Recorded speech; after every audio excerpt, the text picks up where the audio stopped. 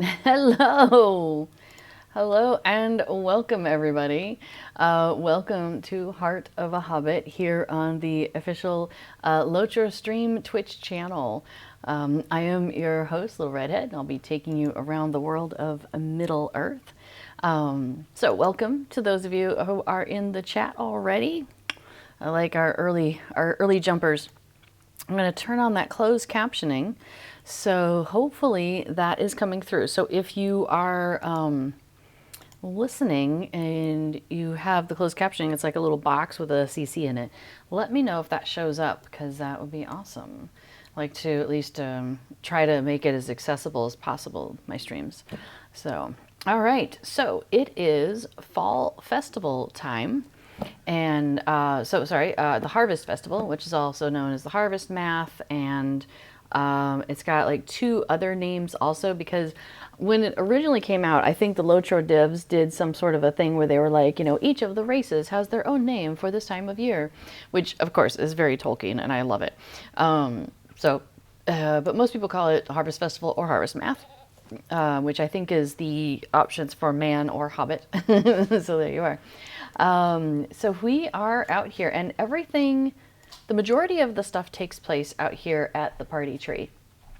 So we are already at the party tree and hanging about.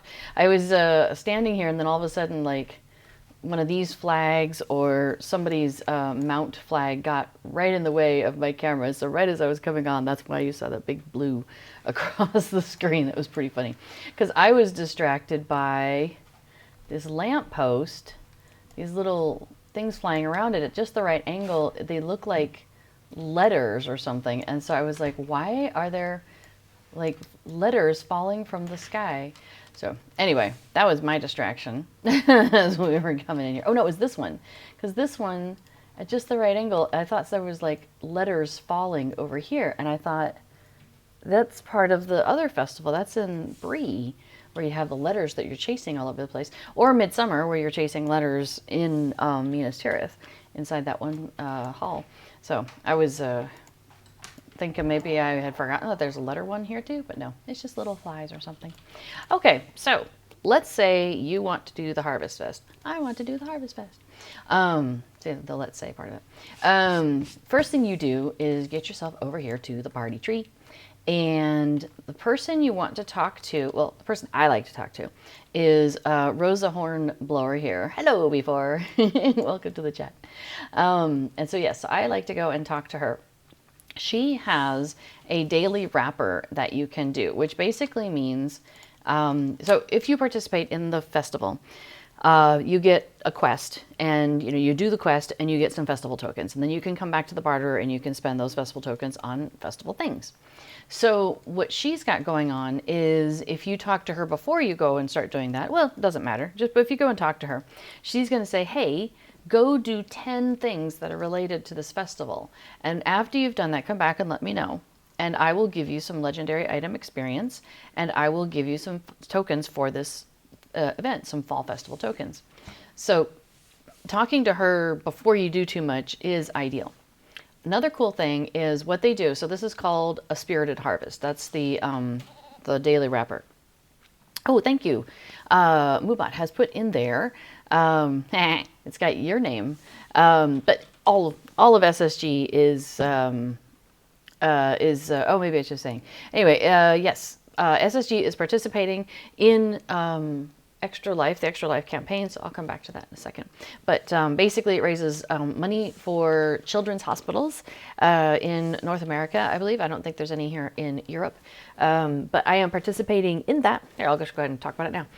So I am participating in that, and I am trying to also help raise money as part of the whole SSG campaign. So you see above my head, there's a couple of widgets. And overall, the SSG team has a goal of 20,000 and has raised 13,000 so far, which is really awesome. I have a personal goal of hitting 500, and I have raised 125 so far. Yay! So we're talking money units in the dollars is what we're raising there. So if you are inclined to give, please feel free to do so. The cool thing about if you give to the Extra Life campaign for if you give to the Extra Life campaign, or if you donate money through for Movember, which is in November, and it's about opening discussions about men's health and men's mental health and emotional health, as well as physical. All of that, you would then let Cord know that you have donated, and there's a survey, not the survey, there is a survey, but yeah, the very first link there, that was lotro.com/news/Lotro Extra Life 2022. That one, there is a community loot list there. And so basically you can look at that loot list, and whatever the amount of that you have donated, you get to pick things off of that loot list. And the more you donate, the more things you can choose. But it's the same list. So, donate this, get 1. Donate this, get 3. Donate that, get 5. Picks off of the loot list. And you can choose the same thing over and over again if you want. You've got all sorts of flexibility there. And so Cord has set up a Survey Monkey survey link there, and that's also in the chat, over in the chat. And we'll make sure these links are on my video at the end as well, because we usually post my video over on YouTube, and you can take a look at it there. So we'll have the links there as well. So if you don't, if you're not here right now, or you're like, oh my gosh, I missed it, I want to do that, but I don't have time, or whatever reasons you want to do it, but you want to do it later, the link will be out there. I think there's some like collective goodies. So as the community as a whole reaches certain tiers, anybody who has donated above a certain tier, it's either 5 or 10, it's in that link, gets into a drawing that Cord is able to do, and he's giving away like some LOTRO points, but also a Before the Shadow, I think the big package, either the medium or the big package. So and there's a deadline by which you have to have donated in order to get in on that. So that's the only thing where you have to pay attention to the time. I could open the link. I'm not sure if it's going to show on my screen. What? So, let's see. I'm being asked to do technical stuff I was not prepared for. Okay, well, it's not showing it's not showing. I don't have a source for that, apparently. Or maybe I do and I have it turned off. I don't know. Yeah, oops, that's the wrong one. Oh, well, I could try that. Let's see what happens. Oh, look at that. All right. That's the page you're looking for. I feel like I've talked about this already plenty, but I'll just show you real quick. So yeah, that's the page you will go to if you click on the link. That's the lotro.com news/Lotro Extra Life 2022. Cool graphic that Cordovan put together for this year. I like that. Or maybe somebody else did, but he gets credit for it for me. And then he talks a little bit about what is Extra Life, and it's a charitable organization so basically they have like a day, and people will play games like all day. That's the Extra Life Games Day, but we kind of are doing it ahead of time. So you can see the team donation link, the link directly to Cordovan, or if you want to sign up to be on the team, you absolutely can do that too. And then after you donate, there's a link. Here's the link to the link. And then, yeah, here's the group incentives information. So, blah, blah, blah, blah. Here's the individual incentives in terms of like how many picks from the community loot list you get. And then underneath that is the community loot list, which is like all sorts of stuff. So in-game titles, a couple of housing items, some pets, some musical instruments, and 4 mounts. Those mounts are account-wide, because I have gotten that before for myself. The pets, the Spirit Bear, the Tundra Cub, and the Lively Slug are account-wide. At least they were when I got them. The Anniversary Celebration Corgi might be character only, though. So keep that in mind. And then the housing items, of course, are like 1. So you could get like, a handful of sleeping gray cats. That'd be kind of fun. Just have a whole house of cats.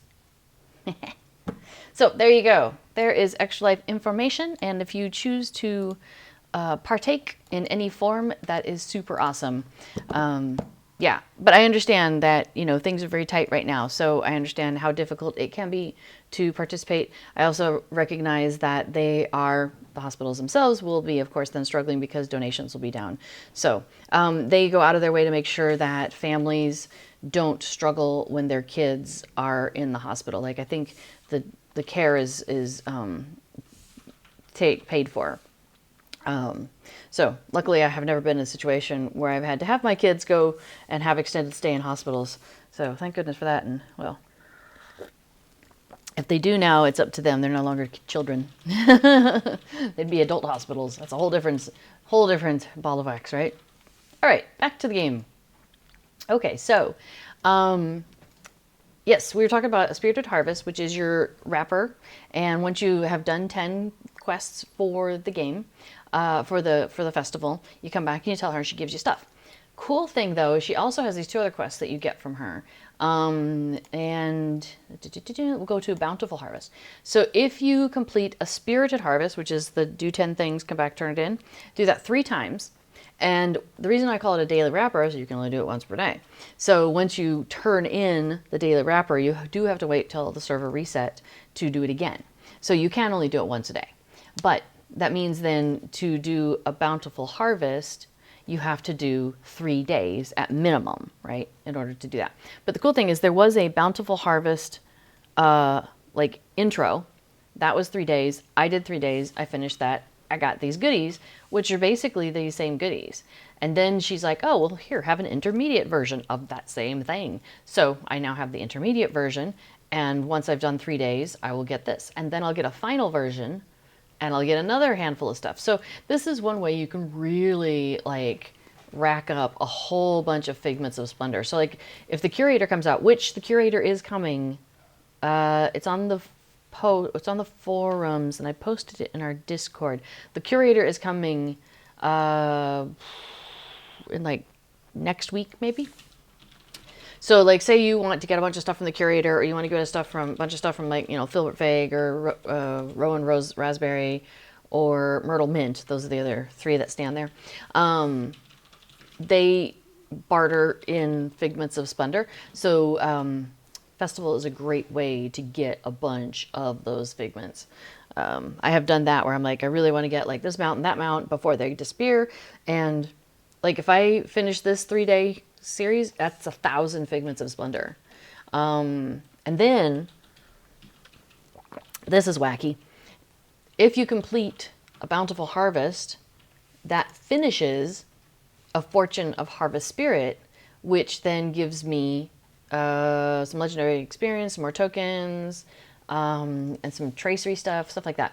So then once I finish that, she'll give me a new version of those. So I'll have 2 more of those to do again. And that final wrapper, I think Bountiful Harvest, the final one, or Fortune final one, maybe also gives you Figments of Splendor. So basically you can go from like 5,000 to, you know, you can get like 5,000 easily in, well, I guess it's 1, 2, 3, potentially. So 3,000, but that's like per character. So say you run a couple characters through there, you can really get a lot of the stuff. So that's why sometimes people will do the festival, because they really want to get those Figments of Splendor. Okay, so I did pick that up. I think I picked it up yesterday and then I got busy and didn't finish it, as you can see, because if you see my Spirited Harvest, it says I have done 1 out of 10. So I did 1 off camera. Dum, bum, bum. Yes, I participated without you all. I apologize. But we'll catch up. So there's lots of different things you can do. All right, so what can we do? What do we want to do? The festival has things that count towards that. Let's just go with that, right? Because there's other things you do. Like you could do the dances. Like if you don't know all the dances, you can absolutely go and learn the racial dances. Like here's the dance leader for the Hobbits. And he has 2 different dances that he'll teach you. Dance Hobbit and Dance Hobbit 2. And then there's the elf one, there's the dwarf one, and there's the man one. And each one of them will teach you either Dance Hobbit, that dance, you know, Dance Man, Dance Hobbit, etc., or the number 2. But I have already done that with this character. We can just double check that. I'm going to go into my emotes in the collection and I'll type in dance. So what I don't have yet is Dance Elf 4, which I need to go and buy before the Shadow, which I haven't done yet, but we are hoping to do that maybe later on this week. And then Dance Man 3, I also don't have. That is a reputation thing that you can get from the Men of Enedwaith, which is a little further on than we are. As you may note up at the top, it says that we were playing on the Treebeard server, which is a legendary server. So our current server cap is 65, and the Enedwaith, I don't remember what their level is, but it's not. We're not there yet. I don't have their stuff yet. We don't have reputation yet. We don't have the reputation. Oh, but I can get that dance, can't I? Oh, because I started thinking about it. I'm like, wait a minute. I think we're questing in Enedwaith. So yeah, I guess I just need to get the reputation. Ooh, I will be able to get that one soon. That's awesome. So then I will have all the dances. All the dances will be mine. Because I have gotten Dwarf 2, Elf 2, Hobbit 2, and Man 2. The other dances that are out there, thank you, Egg Arthur. Egg Arthur says Enedwaith is 60 to 65. So yeah, I am working on that reputation. Hurrah! Maybe I was thinking Dunland people, because they've got some stuff that I often want, but not a dance, but other stuff. Okay, so let's see. What else do I have that I didn't get through Festival, or didn't get through the dance instructors? Dance Hobbit 3 was through a legendary item reward track. That was the last one that just ended. And that one was character, like you only got one tome, so I gave it to this character on this server. It's a weird dance though, I probably won't use it very often. Dance Hobbit 4 you can get during the Farmer's Fair. You barter for that with festival tokens. Dance Jig I'm working on actually on Crick Hollow, because that one you can get it from the LOTRO store, but I don't want to pay LOTRO points for it. But what I want is, thank you, but you can get it from the In League. So you just got to get enough reputation with the In League, and then you can get into their store, and then by then hopefully you have enough tokens and you can buy the jig. So, but it's cool. Funny thing is, if you don't have the jig, you could go in and buy it, don't consume the tome, and it's tradable. I'm not sure if there's any locks on it, like do you have to have reputation also, the character who's receiving it. But somebody was able to give me the jig emote on Laurelyn, I believe it was, when I didn't have it, because she had an extra tome. So I'm like, maybe I should buy some of those before I actually use it on my character. So I'll have to remember that. Okay, so the dances are cool. Dances are awesome. You should totally get dances. They do not count towards those 10 festival activities, though. So if I'm looking for activities, what am I going to do? Let me show you something else that doesn't count. Nearby the dances during this festival, there's some sort of a collections activity you can do. Here it's bobbing for apples. With the elves, it's you pulling out a scroll. With the dwarves, you're finding a geode, and with Race of Man, you're digging through a pumpkin patch. So yes, the jig is up. Or the jig is up. Up is up. So here I'm gonna dig for apples, bob for apples. I got a medium apple. So you can let it stack, whatever, just goes into your wallet so it's not in your way. But you could go ahead and turn it right in. So you talk to the games master that's right there, and I'm going to barter with him. And you can see I've got 5 of the small apples, because I bobbed before. I've got 1 medium apple. I don't have any large apples, and I'm not going for the mask, so I don't even care about that. But I can go ahead and turn this in, and it's going to give me... one festival, yeah, he's give me 1 festival token, but then my handy dandy toolkit gives me another one, because I have the Fateful toolkit, which gives me a bonus 10%, and it rounds up. So if I get 1, I get 2. So he's going to give me 1 and then 2, So, so there we go. Got a bunch of tokens there. And then this one is, I believe, yeah, 2 festival tokens. So 2, which will round up to 3 for me. So that's kind of cool. So we get all that stuff. Now, oh, you know, I don't have Festival Buddy up. So let me pull that up. This is a plugin that you can play around with. And it's called Festival Buddy. It says so right there at the top. Here, I'll put it in the middle so you can look at it here for a moment. So I have... Here you can choose what festival you are currently participating in or that you want to look at, but it's most effective if you choose the festival you're actually in.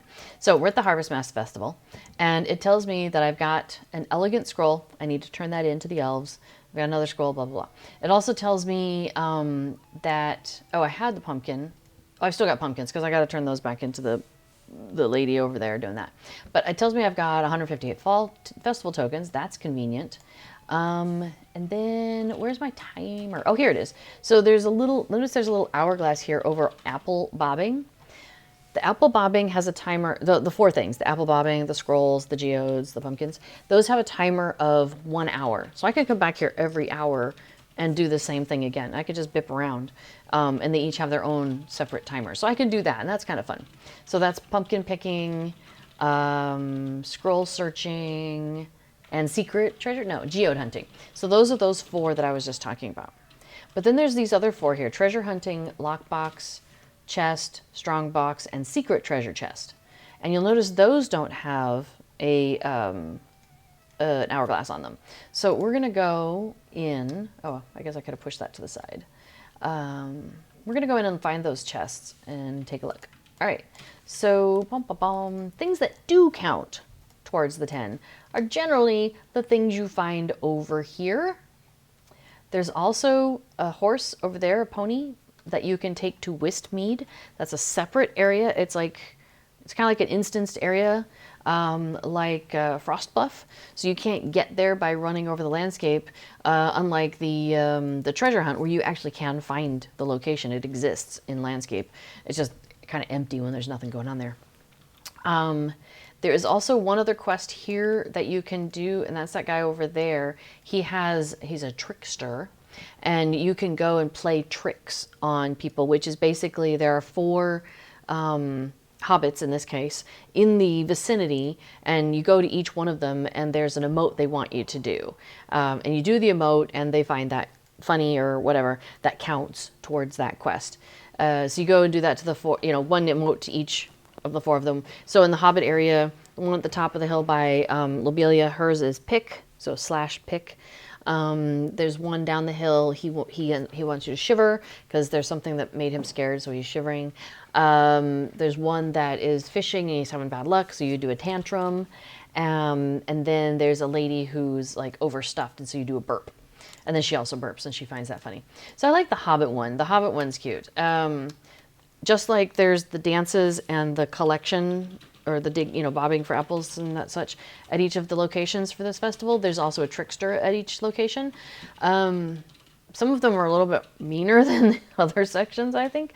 So I just kind of skip on that.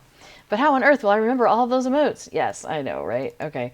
Well, let me try and remember to leave Festival Buddy up this time. Festival Buddy will help you with this. So let's scooch it right in here. That should be out of my way, but you all can still see it. Okay, so we're going to go in and get some treasure chests, though. Are we expecting something? I don't know, I just saw a van pulled up out front. I don't think so. While we are in the Borough, though, finding those treasure chests, I want to do other stuff while I'm there. So I'm going to grab a quest. Let's go ahead. So if you are an in-league member and if you're an Ale Association member, each one of those 2 has a special quest that you can do at the Haunted Burrow here. So they won't have those quests available to you unless you are a member. So like this fellow over here, this Ale Association member, he wants me to go in and do stuff. So, and if I do that, I will get increased reputation with the Ale Association, 900, decrease of 500 with the in-league, but then I also get some legendary item experience, and he's going to give me a badge of dishonor. Because I'm wearing the toolkit, I'll get 2 badges of dishonor. Super cool. Now, so he's like hiding over here, and he says they mustn't know the Ale Association is meddling, or I fear.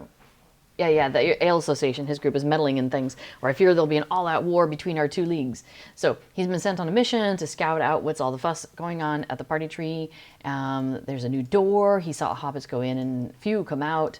Leave it to hobbits to get lost underground. This is a capital opportunity for us to scare them silly. You should go find them and scare them in any way you can think of. So this one's not too bad. So we're going to go and we'll go ahead and do this. Now you'll see in red it says only one Haunted Burrow quest may be underway at a time. So as soon as I accept this quest, all those rings, see, they just disappeared. Like Paulo's gone, May, Cora, all of those rings that were here have disappeared. So, except for the trick-or-treat lady. But that's not happening in here. That's a different thing. So, anyway, so we're going to go into the cellar door. Speaking of, before I forget, there's a neat here. So I put together, like 2 years ago, I did a trio of videos, and then before made them look really awesome. He fixed them for me.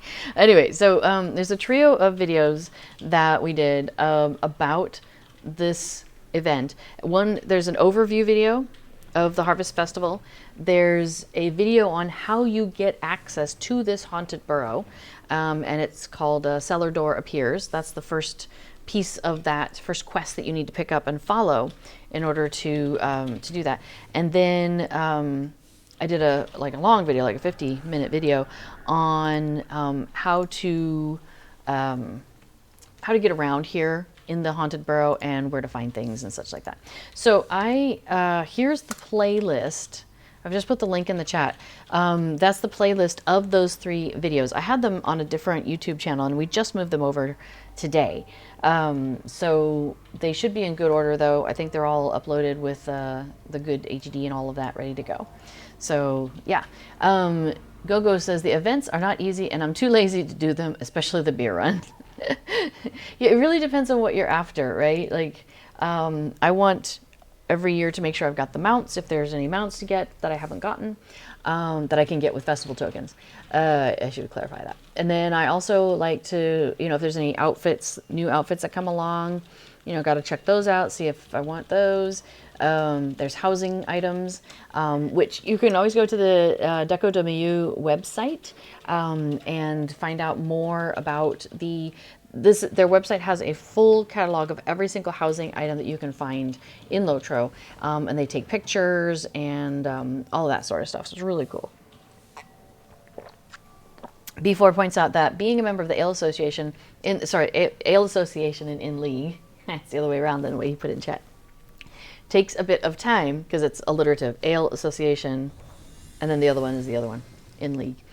Takes a bit of time, he says, but you then have 10 quests here at the Haunted Burrow, so you can just do all of them right here if you want. So it's worth it for him. All right, so speaking of, we are inside the Haunted Burrow. So it looks like this. I've been through all of the areas, so the map has revealed itself to me, and thus to you. So we are in the main part of the burrow right now. There is also an attic, there's a basement, there's the spider wing, the cobweb wing, and I forgot the other name of the other one. So anyway, so we are here at the main entrance of this main burrow. So we can run around all of these places that you see here in this kind of burgundy ash kind of color.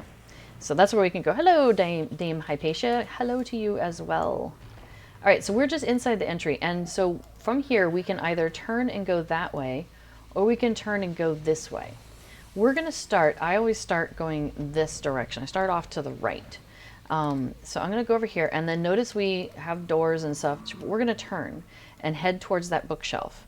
So again, if you're looking at this, again, we came in like straight from the bottom. Thankfully, it's oriented that way for this one. If we go this way, it's kind of like a hallway, and there's a bookcase in the middle that you click on it and it opens. And the same thing over here. If we'd come over here, there's again like a hallway here with a bookshelf in the middle that you click on and it opens. So it has a little parity between the two sides. So that hopefully can help keep you oriented. So we're going to run over to this bookshelf. I've clicked on it so it opens for us. So now we've run all the way to the end. And notice we're all the way at the end here. And I'm going to jog over to the side and go up here because this is going to take me into the attic. So I'm going to turn and I'm going to walk over here, and here's how I get into the attic. This is the attic door you do want. There's a lot of fake doors throughout here that will take you various places that are not where you want to go. So we're going to try and stick with the ones that do work and not the trick ones. Okay, so we're in the attic now, and the attic really is just a big rectangle. Here, I'll see if I can fill in the rest of my map. So there's just stuff. Throughout all of these spaces, there's like things on the ground, area effects that if you walk into them or through them, you will find that you get trapped in some way or slowed or whatever. So like here's one, makes it hard to see, and so on. So you see, it's just a big rectangle. Okay, so if I go straight forward for this one, because I'm doing the Ale Association, there's a bucket of tricks. I'm going to click on it. It's going to scare this hobbit. Dum, bum, bum. Oh no, save me, he says. And then right next to here is a door, which takes us right back out where we started. So we went in this door, we came out the other door, but it brought us back to the same place. See, this place is kind of tricksy. All right, so I'm going to zigzag, and I'm going to go here into the cobweb wing. And notice I zigzagged and went to the one in front of me. That's the one you want. There's one to the side. Just ignore that. Just go straight ahead. A little spider trap here. So this area, this is the room that we're in now. And this one has like two little alcoves. There's an alcove here. There's an alcove here. There's a false wall in here also. And we're going to avoid that. So here's the one of the alcoves. And eventually we do want to go out that door that's over there. But first we're going to cut across. And I have all this in that video too. So if you want to like pause it and watch and catch up and all of that, you can totally do that. So we're going to scare this little hobbit here. And one of the scared hobbits is totally meh. Yeah, this guy is like, okay, then we're all going to die. He's so funny. So yes, there is a false wall tucked away over here. Yeah, Dame Hypatia says that, yeah, she uses the map from the wiki. So there's the false wall. And visit the Borough in off times on your server. Good call. Yeah, before it said the wiki has my go-to map of the Haunted Burrow. Yeah, the wiki has some great maps. And wiki has maps, and Fibro Jedi has links to maps, although they might be the wiki maps. And I did point those out in the video also. Okay, so we've come here into the creeping wing, which is here. And we are not going to find any hobbits in this wing. So really, we just need to get out of here. So there's stuff happening over here. There's stuff happening over here. We don't care. All I'm going to do is kind of turn slightly and make a diagonal straight to that door right there to get out. And that takes me to the basement. Here's where we get the cool stuff. All right, right ahead of you is a barrel rack. If you click on it, it opens up because it's a false barrel rack. And what that person was staring at is this poorly hidden chest. Let's go take a look. Oh no, something creeped at me. Okay, so in this poorly hidden chest, and notice now I have a timer that has set itself there. So in this poorly hidden chest, I was given, oh wow, my inventory is a mess. 2 buckets of fear, this thing here, which you can click on somebody and use it on them. I got a specimen jar of gross bugs, and then I got some festival tokens. One thing that can happen when you open up that chest is you might get a scrap of paper. And if you get that scrap of paper, it basically is a quest item, and it leads you to go talk to somebody who will then help you out with getting a festival horse. So that's kind of cool. So you notice there's people that are just popping in here. This is also something that people do. They'll just leave their alts here and just pop in, open the chest, switch to the next one. Pop in, open the chest, switch to the next one. So a lot of people will do that. Now, it doesn't say it in here in Festival Buddy, and I thought it did. I thought it had a timer. But up on my bar at the top, you can see the effects that are on me. The Festival Buddy doesn't have a time. It doesn't have a countdown. I thought it would have a count, like a clock. It seems to only show whether it's available or not. Okay, so Festival Buddy shows whether it's available for you to get or not available for you to get, but it doesn't tell you what your timer, what your countdown is. But underneath your bar where your effects are, you can see your timer there. So that secret treasure chest that I just opened, it has a duration of 24 hours, one day. So now I can open it again in 23 hours, 58 minutes, and 13 seconds. So you could use reminders. Somebody does, some people do that. Somebody set a timer on their phone. You've got a lot of options there. All right, so we found that we do have another Hobbit here in the basement. We have a Hobbit here in the basement, I should say. So we are going to, and she goes, yeek! So I'm going to go ahead and zip through here. Now the fun thing is you can actually reach that bucket of tricks through the wall. There's a few of those little tricks where you can catch things through walls and whatnot. All right, there's another Hobbit out this way. So we're going to pop over here. And there's a bucket of tricks here. So we'll give her a scare. And she goes, oh! And then she falls over. But then she stands up and she's like, bother. Ah! Dame Hypatia. Yeah. How annoying. She's so funny. Dame Hypatia says, grins, guess who found the aged deed yesterday? The aged deed is what you need to get that steed. Yeah, so talk about off times, and Egg Arthur says, yeah, off times is good for avoiding lag, but if you do it during peak times, it's more likely that other players will have open doors and portals for you. I don't find it to be too bothersome to do it myself. What's really annoying is if I hit a door by mistake that's already open, and then I close it, and then you have to wait, because it's like, well, that's been used too recently. I'm like, yes, I know, I misclicked, I'm so sorry, I didn't mean it. Okay, so you notice that my little Festival Buddy here is getting filled up with little hourglasses.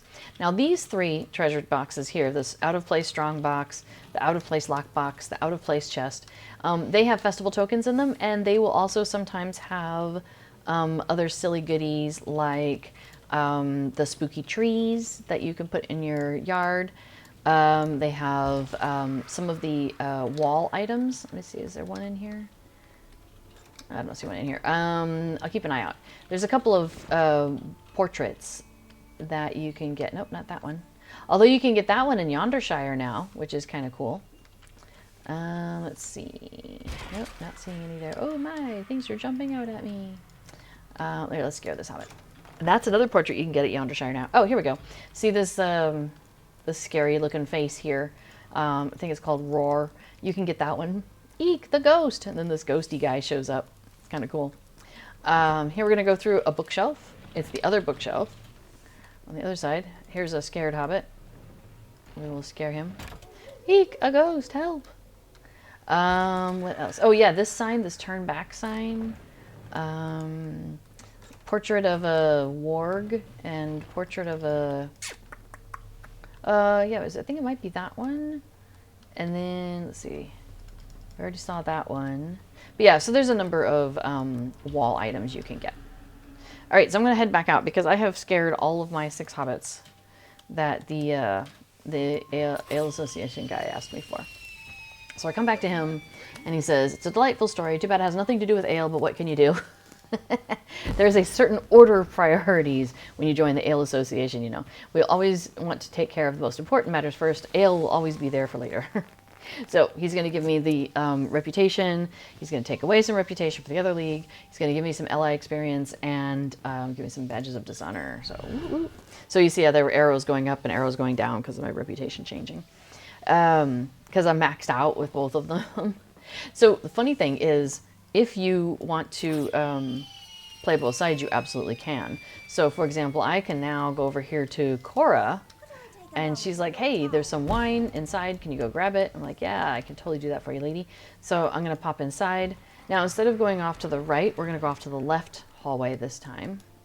So I'm not going to stop and explain how I get around the Borough quite as much unless there are people who pop in and ask, because I'm going to assume that most folks here are somewhat familiar with it.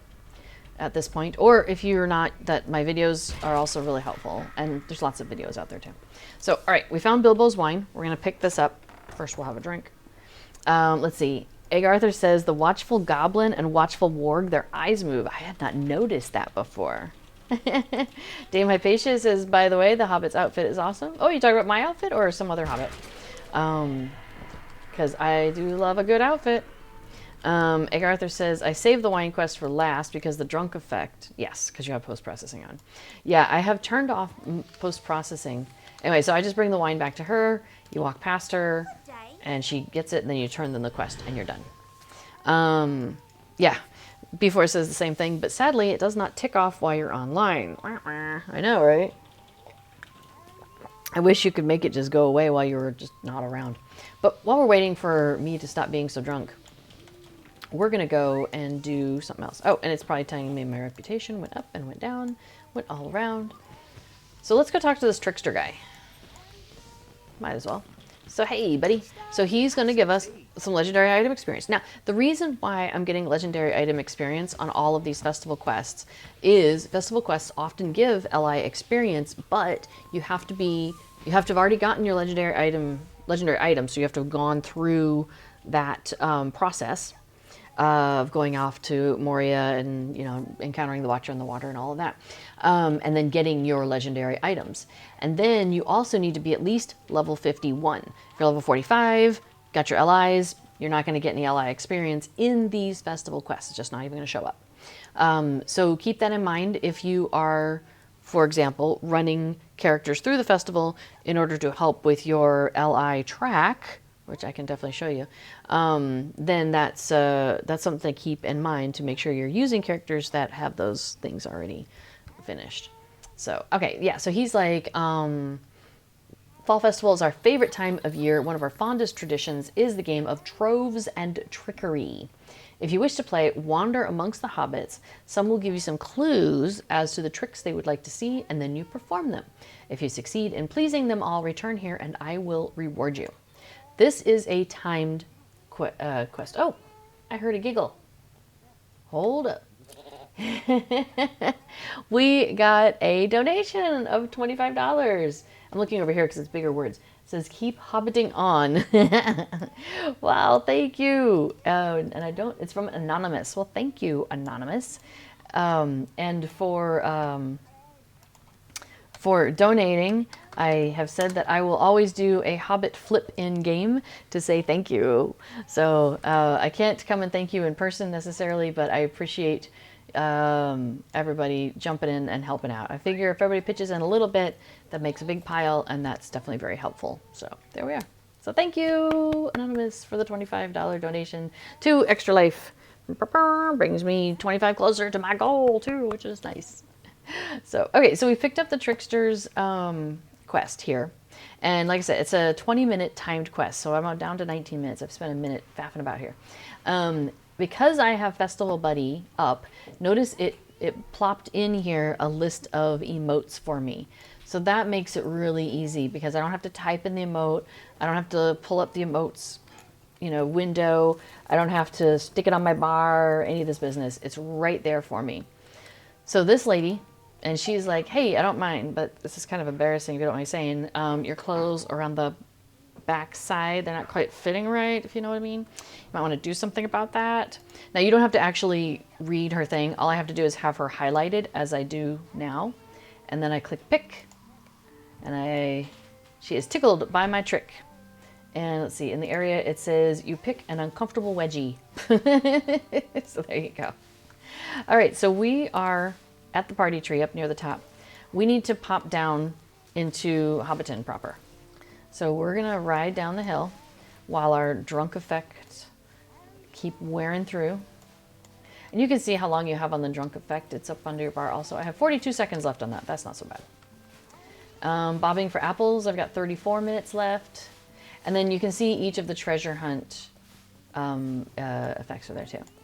Okay, so here, so we've got, before we get to Sandyman's mill, over here we've got this farmer. And he is like, don't you just hate it when you see a creepy crawly thing and suddenly your skin crawls for the next hour? Well, it just happened to me. I saw a spider and I am now shuddering all over. So he wants us to shiver in his, with him. And he is tickled by our trick. So what I tend to do, because the farmer, or the person who's fishing is right over there. So yes, you could go down, go across the bridge and go around, but I hop the fence and then I go across here and then I try to miss the deep parts because then I can stay mounted. So now you'll notice that because I'm mounted, you're not actually seeing me do the emotes. If I were not mounted, I would actually go through the emotes. So like this guy's having trouble getting fish. I'll do my tantrum. See, here we go, throw my tantrum. Oh, golly gee. And then I'm going to hop back on my steed though, because it's quicker. Okay, so now I want to kind of go back out by the stable master for down here. Okay, so I'm back in this area, and there's a little gazebo up at the top, a gazebo. So we're going to ride up here to the gazebo. And she's the one that's eaten too much, and so we're going to burp. And she is delighted and follows suit, so she burps too. So there we are. Yay! So now my timer is done, and I just need to go back and talk to the guy and turn that in. So I will do that, and I am a hunter, so I actually bound my return to camp skill to the campsite that is on the hill. So handy. The dread gazebo. How would you like to be indoors and outdoors all at the same time? That's from a comedy bit. Anyway, so this is really, I find super handy as a hunter, and I can take my whole fellowship, which is great because, for example, there is a Bingo Boffin quest line. There's two that take place during this festival that are just in the festival, just during the festival. And one of them sends you like out past Brockenborings up in the woods out there, and then you got to trek all the way back down. And as a hunter, I'm just like, boop, just send myself back. And in fact, I was doing it the other day with one of my hunters, either this one or the other one. I have two hunters on this server, and somebody I knew was out there, and I was like, hey, would you like a lift back? Because they were also doing that part of the quest chain at the same time, so I was able to just also bring them back via a fellowship, because you can port your fellowship. Okay, so I come back to the trickster, and they all have the same thing where they're like, hey, good job. They're going to give me my LI experience, but then I get to choose. Do I want a mask token? And this one will be specific. This one is the Hobbit mask token. Or do I want the Fall Festival tokens? I'm going to take the tokens.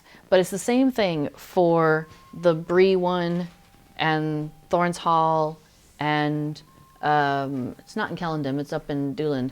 And then also this guy. That each one has the token for your for their specific race. So I just take the tokens though, because I'm really not big on masks, to be honest. I just don't like masks, really. And the ones in the game are kind of odd. I don't know. Maybe, yeah. Do you want the token or the token? I'll take the token. Yeah, I don't want the mask token, though. That's weird. But, okay, so the way you spend those mask tokens, remember back here when we were bobbing for apples? And this guy's like, hey, do you have a token? So if I had the Hobbit mask token, I could trade that plus 12 festival tokens, and he would give me a thing that looks like that on my face. That would be the mask I would get. It's just weird, man. I don't even think any of it, like, does any of it dye up? Oh, I guess some of the markings, like maybe the cheeks. Something's changing color here. Yeah, looks like the holes maybe change color. Well, black is pretty creepy, actually. Yeah, the whole thing is just creepy. Yeah. Okay, so it changes like the eyebrows and the cheek things and the mouth cutout. You can change those colors basically to be lighter or darker if you dye it. That's just, things weird, man. I'm just gonna walk away from that. But if you are a particular fan of those, and I can show you the other three. In fact, let's just do that now. Hey, I'm gonna pop away. Okay, so I didn't know if you wanted to lift, but you're doing your own thing. Okay, so let's go talk to the elves. So we want to go to Dooland.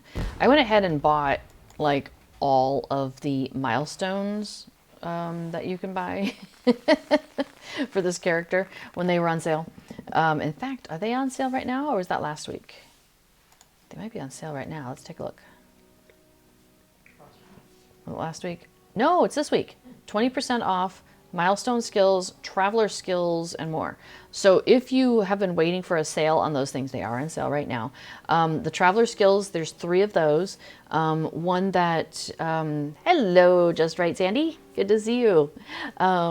There's, basically there's 3 different ones. One that brings some of these out down from 1 hour, you know, reduces it by 30 minutes. Another one reduces these other skills by 30 minutes, and then one that reduces everything by 25 minutes. So you mix and match, and between the 3 of them, you get everything down to 5 minutes. And I mean, not including your premium house travel, which is always 1 minute. So that's kind of cool. Okay, so I used my milestone that I have set out here. And if you go down here where the dancing is happening, so here's where the dance leader is. And so if I didn't have all the dances, I could talk to her, but I don't need to. But here's the scroll chest, so I'll go and try my luck and see what I find. I got a well-written scroll. So here we go, we'll barter that. I will give you my, what is this one called? The unimpressive scroll. So very elvish, aren't they? I have a well-written scroll to give him back. And then I have an elegant scroll. I would think that the well-written one might be their favorite. Anyway, this is the rabbit mask that you can get from the elves. It's still a little weird. Looks like you can dye the top of one ear.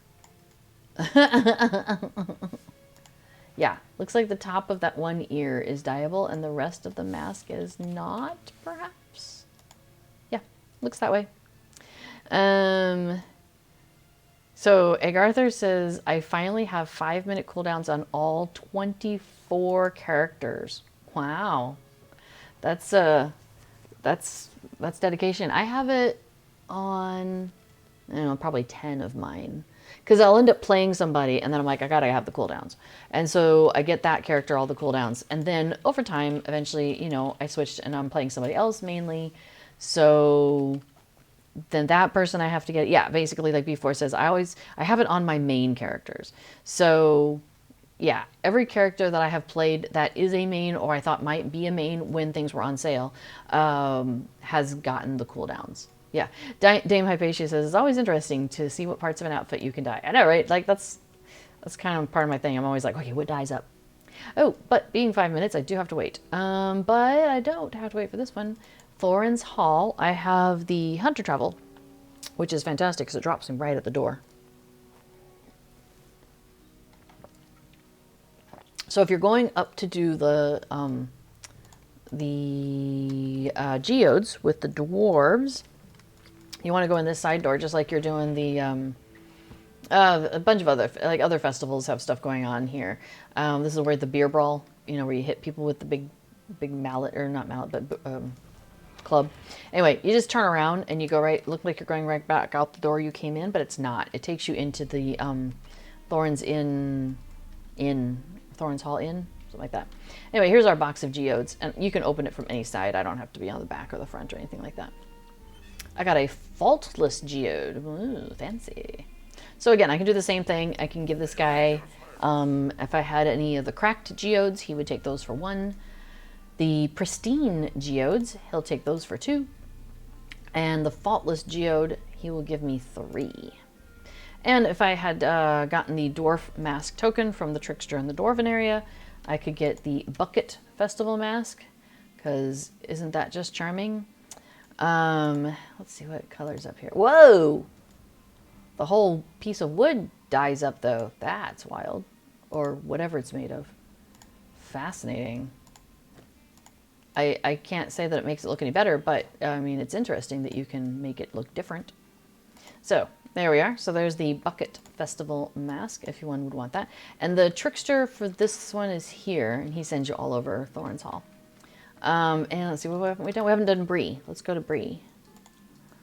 Let's go hang out on Bree. Let's all go to the Bree place.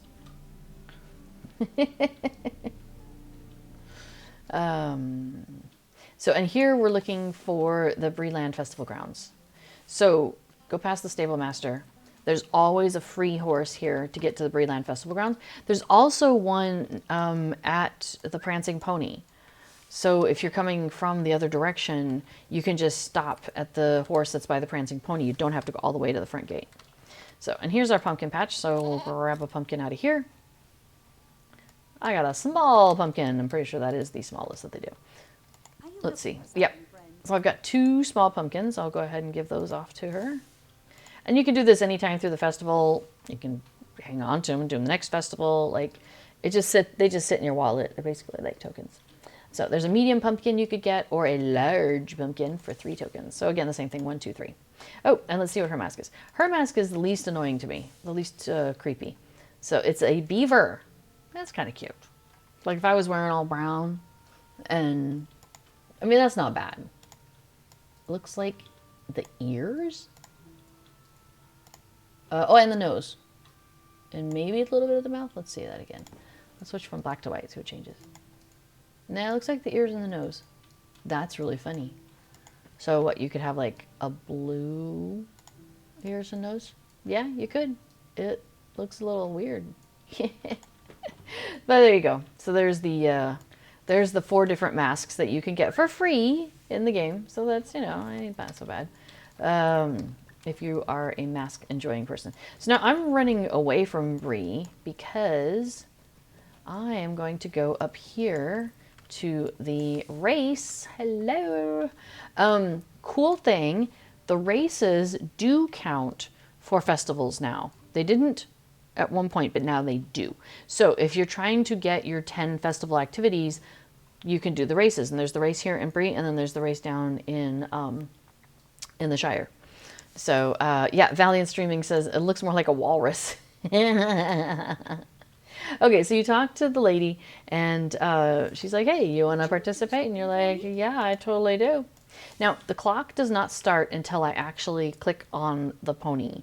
And if you click on the wrong one, like the horse, and it even says underneath there, races, man, elf, Bjorning, high elf. So if I click on it, it's going to be like, your race is not compatible. So you don't end up on the wrong one by mistake. So at least there's that. Oh, I was going to show you my legendary item track. So if you click Shift I, you will bring up the legendary items reward track. And it's on the 3rd one. And it lasts for like 3 months. And every time you get legendary item experience, it applies to this track. So I've been working on it basically with festival. And also we've been doing some quests, but heavy on the festival. So you'll see that like my tracker has me right here. So when we come back and we turn in the race, we'll bring this up again and we'll see. It will only move it up like a little increment, I think. But hey, every little bit helps, as you can tell. All right, so let's get on a pony. You have begun the race. Now you can go around that first fence. I did not this time. And you'll see it is a timed thing. There's like a bar down at the bottom. I tend to lift my camera up a little bit so it's not down here. I have it up here so I can kind of see where I'm going. And then I do this with the mouse, not the keyboard. And I don't like where that tree is located because it makes it hard to see. But the rest of it, I like having it at that angle. Because then I can like do things like wiggle through these things a little bit better. And I can go around this stuff a little bit better. Whoa! Made it. So there's 2 bridges. Each of the races has 2 bridges. And if you fall off the bridge, it slows you down. If you make it across the bridge, you get a burst of speed. So there we go. So that is a successful run. Hooray! Okay. Oh, right. We're going to pull up the legendary thing so we can see that while we turn this in. Okay. So we're going to talk to her. Hello there. And see how much we get. Yeah, it covered about half of that distance. So cool. Yay. So cool things that what they're doing in this one, what they have, the first time they did the legendary item reward track, it was almost all legendary item stuff like runes. There was some figments of splendor and embers, I think. There was traceries. There was coffers with the ancient script, which is the currency you use to buy more traceries. So it was very LI focused. But definitely in the second one, on like the 25, 50, 75, and 100, they've put in things that are of interest to people who maybe aren't like so LI focused. So we've got the Coffer of the Cook, which is a pot and skillet. That is a housing decoration item that I can get. At 50, let's see, 40, no, 50 is a cosmetic item this time, which is a Sylvan quiver, Sylvan Hunter quiver. And then, let me think. Oh, this is interesting. At 65, and I think maybe there was one before, a Word of Heraldry recipe selection box. So you can learn a recipe. I think it's a one use. A recipe to make a tracery yourself. So that's an interesting way that they're bringing the crafting back in, because you used to be able to craft legendary items and now you can't. So that was interesting. And then, okay, here we go. At level 75, there's a Tome of the Black Bat, so cosmetic pet. And these are one-time things. Like, you get one tome, so you have to pick which character is getting it. And then up, I think around, was there something at 90? Yeah, another one of those things where you can craft a Word of Craft recipe selection box. So that's really interesting that they're doing it that way this time. So I wonder if there's going to be more of those. It seems like they're sprinkling them in to see how people receive them. But then if you make it all the way to 100, which I haven't yet, you'll get a Tome of the Painted Skeleton Steed, which is the same one that you get for finding that that thing we're talking about in the chest. So that's kind of cool. And then if you hit 100 and you keep going, every time you bonk and would finish another level, it gives you a random legendary item reward. So it's just a coffer of legendary items. So there we go. So before it says, 10 little increments times how many characters, that can equal a lot of progress, because, you know, as we mentioned, there's 10 festival activities that you're probably doing if you are participating in the festival. Speaking of, I'm going to send myself home because I'll take us out to the other race and we can take a look at that. Yeah, Dame Hypatia says perhaps I should start to train the races. I mean, it's if you find your groove and are able to successfully complete a race more often than not, it's definitely worth giving it a go, because it can be a really quick and easy way to do it, especially if you have traveled to Borough, because the horse race is right there. So it's very easy to get to. The Shire one it feels a little more off the beaten path, but it doesn't take any more time. It's just one of those where it feels like it does. So for me, like, I'll show you once I get out in the neighborhood. So I teleported to our kin neighborhood, which is in the Shire. And once that I'm out, I'll show you. So I'm way down here at the bottom of the map, and the horse races are just right next to, like, they're just up the, let's see, actually, this is the horse race, this little body of water here. So, I mean, I just need to run, you know, cross country a little bit. Whereas if you're coming from, like, Mickle Delving, you have to run cross country, but it's not that far. It just feels far, but it's not. It's really not. I also wanted to check in with the housing broker here, because I like to keep an eye on how many houses are available in our neighborhood. Oh, there's currently 2 little houses available. Bum, bum, bum. Yeah. So if any kinnies are watching, so says the map. Nice. Oh, it's caught up. Rock on. You're such a star. You're so awesome. He's so awesome. So Egg Arthur points out that those recipes that I was pointing out on the legendary item tracker are Gundabad tier recipes. Great if you are doing Gundabad.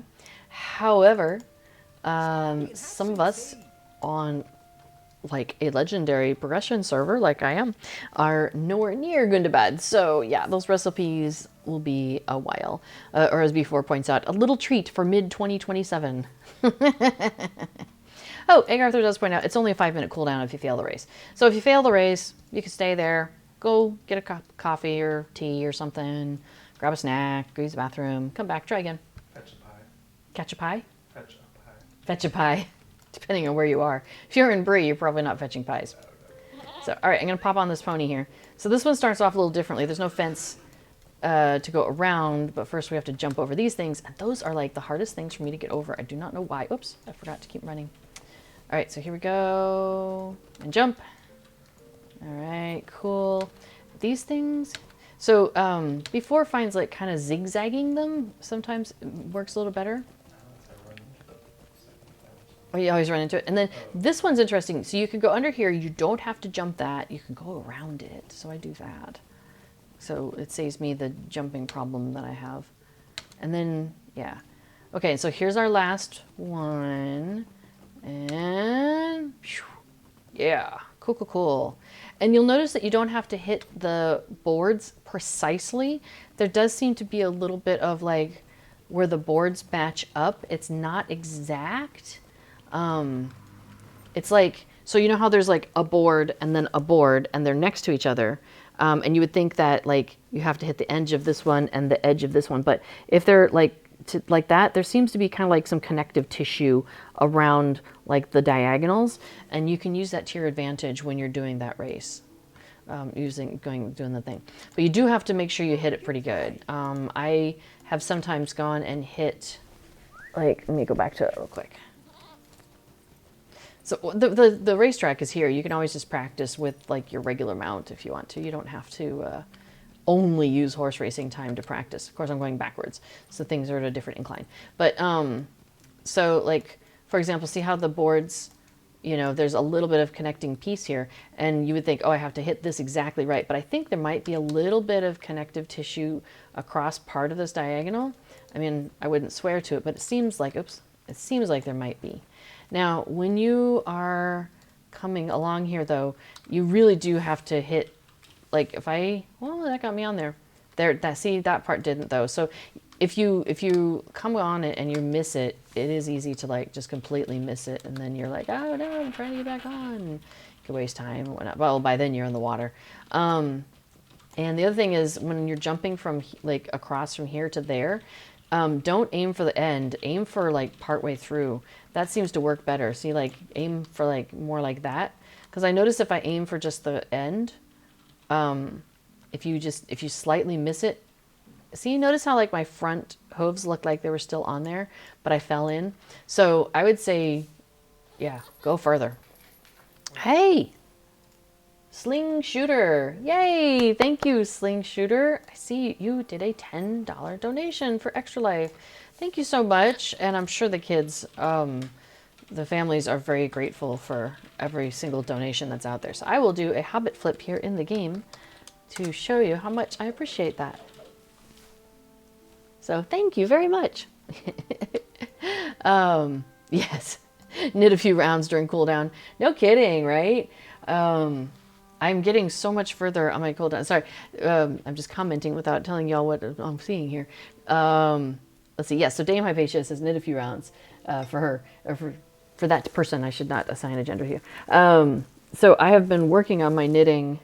It's been something I'm trying to do to like bring down stress because we're in the middle of, well, we're at the end of Dutch classes, but so we have final exams tomorrow. So I've got like a diamond lace pattern going there, and then I've got a basket weave pattern, and then I did some eyelets and stockinette, right?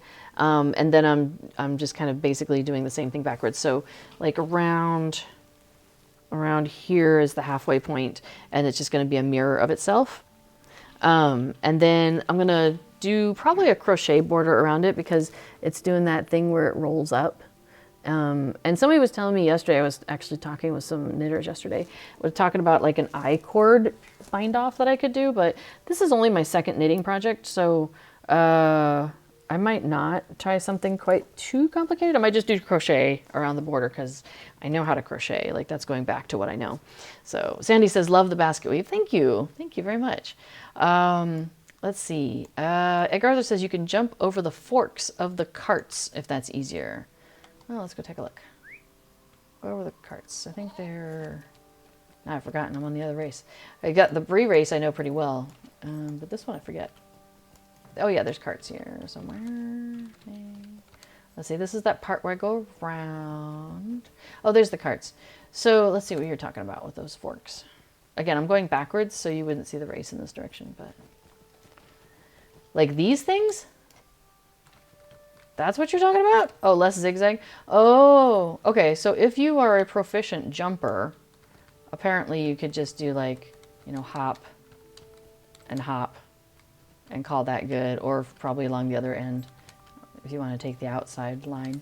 Inside line's always better because it's shorter and it's faster, but okay, so that's another option. So if you are feeling happy and good about your jumping game, it looks like that inside route, you would just have 2 hops and you'll be good. I am terrible at jumping, so I would absolutely not rely on that for me. Zigzagging I can do. Like I'm prolific at zigzagging. But that's really good to know. So that is a possibility. So yeah, and then once, so tomorrow we have 2 more exams, and then we're done with Dutch classes for now. We are taking an extended break. And then I have got yarn to put in my hands and make things with. So I went to a knitting night at the local yarn store in the city nearby last night, and it's great practice for me because they speak, you know, like all Dutch. It's all Dutch all the time, which is good, you know, practice for me. Although I don't necessarily understand everything that's going on, but I feel like I pick up more and more as time goes on. So that's, you know, that's a good thing. And so while I'm there, of course, I look over and there's like the discount racks because change of seasons, you know, so the summer yarns are on their way out to make room for the winter yarns. And I'm like, well, golly, I can't say no. So I put myself on a yarn fast about almost a year ago, like coming into this year. And I was like, I'm not buying any more yarn. I've got plenty of yarn. You know, I've got a cupboard where I keep it, and I'm not like one of the worst by any stretch of the imagination. It's not like, so one of the things I've done over, I'd say the last 4 years for sure, because we moved 4.5 years ago. So I would say over the last like 5 years or so, I've really made a much stronger effort to be more minimalistic in terms of how much stuff I have. And so like even our board game collection, you might look back there and be like, wow, that's a lot of board games you've got going on. Cause it's all the cheese. This is a cheese, cupboard here. So it's all of the top set of the cheese cupboard. And then, the IKEA Billy cast, is full of games. And then there's like a small one in between, cause I wanted a skinny one for the little games. They fit really nicely like that. So we do have a few board games, absolutely, but nothing near the collection that we had before. And I am really trying hard to not grow this collection. Like if we get more stuff in, then I want to be like, okay, well, what is it we aren't playing, and let's get rid of it and let somebody else enjoy it. You know, you have a cupboard just for cheeses? Asks Lord Zakvora. I mean, kind of. It's called our refrigerator. But yes, originally that piece of furniture back there is a very heavy piece of furniture. It's beautiful. Oh my God, I love it. And it's a shelving unit, as before says, a shelving unit of a design that was originally used for curing cheeses. So you've got like a cupboard on the bottom with doors and such, but the top part is heavy shelves. And so you would have those giant cheese wheels be sitting on those shelves as they were curing. We actually went, funny thing is we went to a Dutch village in Michigan in the US, and they had a cheese area, a cheese shop in there, and we stopped in and they had a cheese cupboard very similar to ours. And so I was like, hey, I recognize this thing. So that was pretty fun. But yes, we have a cupboard for the cheeses, but we don't use it for the cheeses. We use it for board gaming, and we keep our cheeses in the fridge. So yes, very much looking forward to getting back to like eating normal meals and stuff like that, because our schedule has just gotten chaotic with the school stuff. And it's one of those where it's like, you're like, okay, I don't have time for this right now. I will deal with this once this class is done, you know? And so like things have just stacked up. There's piles of papers and, you know, the chaos that has been wrought upon our home. So I'm looking forward to spending some time and decluttering again, because it's so interesting because I grew up with clutter. Like that's always been part of my thing. It's always been part of my like environment is to be surrounded by stuff, because when I had stuff, it was really neat because we didn't have a lot. And so it was one of those, where you kind of hold on to everything. So you end up holding on to everything, which means you have a lot of random crap lying around that you're emotionally attached to, but it's maybe not necessarily functional or useful, but you just want to keep it. And so I've been trying to, deconstruct some of that so I don't have so much stuff around. And it's so cool. When we first moved over here, so moved from the US to the Netherlands, so all the way to Europe, and we brought basically like 2 big traveling backpacks and a suitcase. Like that was what we brought over. Our laptops, some clothes, the basics, and then some other, a few sentimental things. But overall, it was like, just that amount of stuff. And we had just that for, I don't know, the first 3 or 4 months. And then we moved into an apartment during that time. We got some furniture from IKEA, but we had like a couch, a dining table, a handful of chairs for it. And it was fabulous because it was just so clear of everything. There was no clutter. Like I could walk around. I never ran into anything. I never bumped into anything. I never tripped over anything because I don't always have the best balance. And it was lovely. And I just remember that feeling. And it was so good. I'm like, okay, I've got to remember this, and I've got to remember to get back to that once, things get a little bit more cluttered as things do. Like, the papers pile up and all of those things. So anyway, we have our cheese cupboard and we have our board games and all of that. All right, so I have gotten us back to the party tree. And we have done only 6 things that count towards the festival. So I need to do 4 more things. So I'm going to do a couple of the easier ones, and we'll save some of the harder ones for next week or another character. I could probably alt over, I suppose. Okay, so we'll start with Poppy Cotton. She has, when you first talk to her, she has only a stroll through the Haunted Burrow. And this is, again, she wants to go back and find 6 different locations and find the proof that she left behind. And then you bring that back to her to prove to her that you made it to these different locations. Excuse me. When you pick this up, it gives you 20 minutes. So it's a 20-minute quest that you have. All right, so we're going to go back in. And I'm going to take the same route that I did when I was scaring the hobbits. Because the hobbits... And the hobbits for the Ale Association, the hobbits that are missing for a girl out front, we'll talk to her in a minute.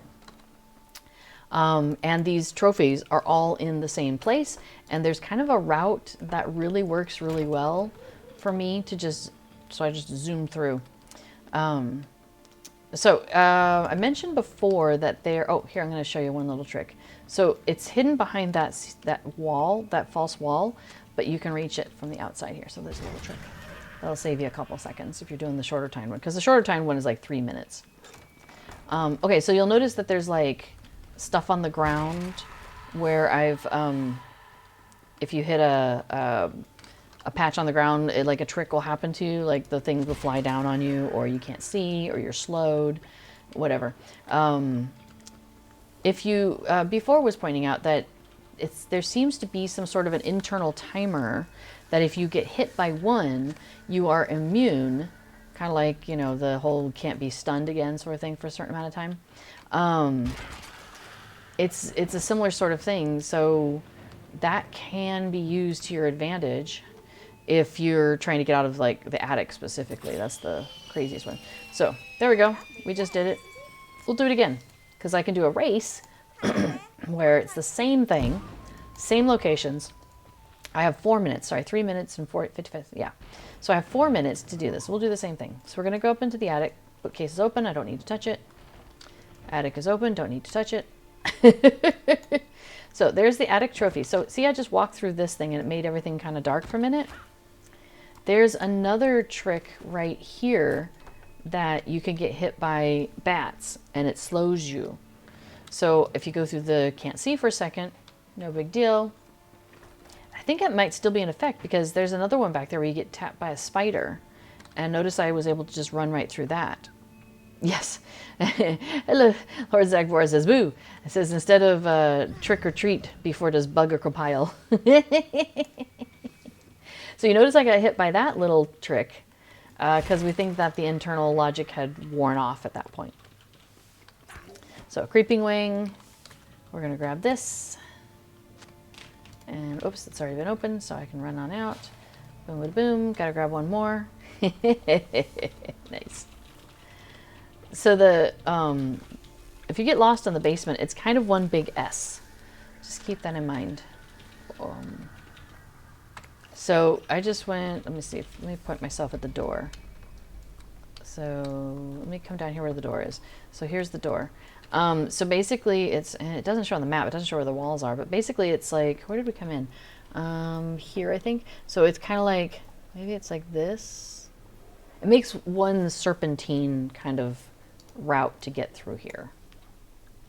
Okay, and now she's ready for me, so I'll go turn that in. I got all the stuff she wants. So you notice I kind of clicked on the thing right as I got close to it. That way I don't double run, me and somebody else click on it at the same time. All right, so that's 8 activities. So that is pretty easy peasy. So sure, we'll talk to May Gamgee. I'll show you where those hobbits are. They're the same hobbits that we scared earlier. So she's like, my friends are lost. Can you go find them? Yeah, we found them earlier. We scared them some more. So we'll go find her again. So let's see. So now for the real horror, a 3-way merge with many manual merge conflicts.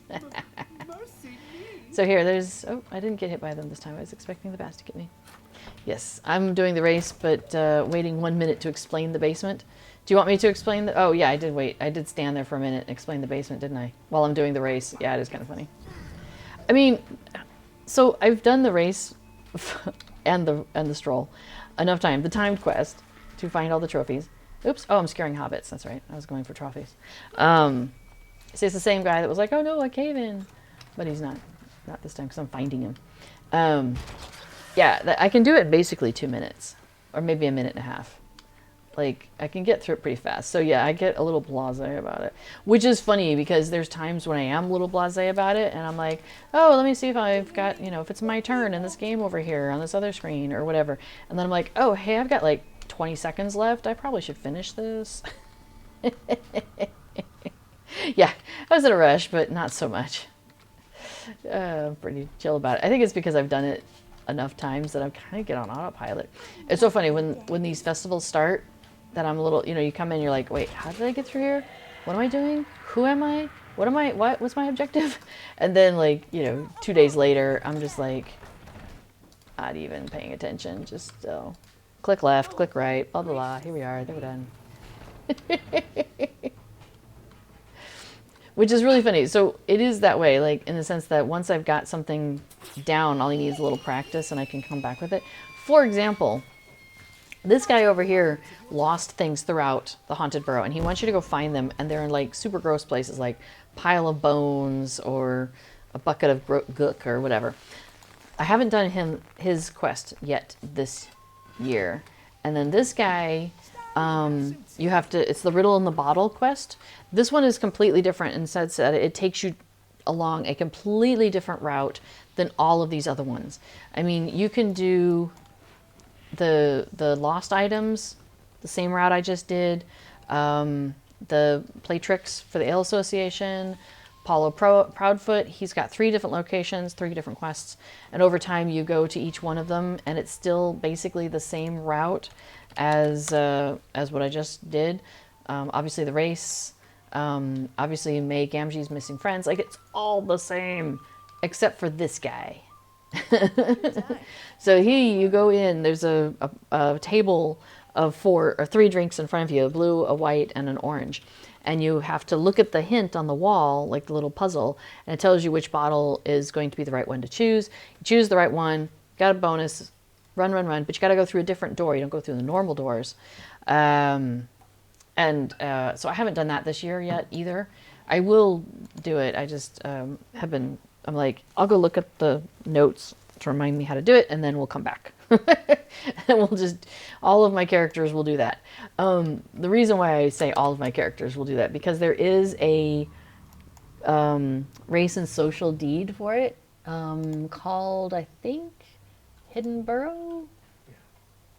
So I've probably already done it. Last year. I know, right? I would have done it last year. Is it Hidden Burrow the? Or is it the Hidden Burrow? The Haunted Burrow. There we are. So you'll notice here we have a list of 1, 2, 3, 4, 5, 6, 7 things. Complete the Roaring Maw, and that comes from Paulo over there. Complete a race through the Haunted Burrow. We just did that. Complete Wailing in the Haunted Burrow. That's Paulo again. The Great Hobbit Rescue. I believe that's May Gamgee. Riddle in a Bottle. That's this guy over here that we were just talking about.